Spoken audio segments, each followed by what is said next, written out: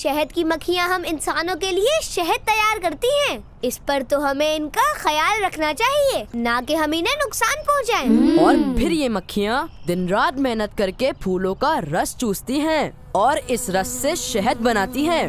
एक अंदाजे के मुताबिक 44 लाख से 60 लाख फूलों के नेक्टर से तकरीबन 1 किलो शहद बनता है। और अगर मौसम अच्छा नहीं फूलों के एतबार से, और फूल बहुत दूर दूर भी हैं और दीगर फैक्टर्स भी इतने फेवरेबल नहीं, तो 15 से 20 मिलियन फूलों तक भी ये तादाद पहुंच जाती है, बल्कि शायद इससे भी ज्यादा। सोचिए कितनी मेहनत के बाद हमें ये शहद हासिल होता है, और फिर ये शहद तो हमारी हेल्थ के लिए भी बहुत फायदेमंद है। कुरान पाक में शहद के बारे में इरशाद हुआ है, फीही शिफाउल लिन्नासी, यानी इसमें लोगों के लिए शिफा है। और शहद का इस्तेमाल तो हमारे आखिरी नबी हजरत मोहम्मद सल्लल्लाहु अलैहि वसल्लम की सुन्नत है, और आप सल्लल्लाहु अलैहि वसल्लम शहद पसंद फरमाते थे। शहद तो वाकई मजे का होता है।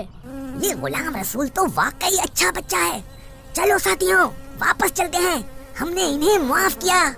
और शहद की मक्खियाँ ही नहीं बल्कि हमें सारे ही बेज़बान जानवरों का ध्यान रखना चाहिए कि हमारे किसी अमल से इन्हें कोई तकलीफ न पहुँचे। इंशाअल्लाह।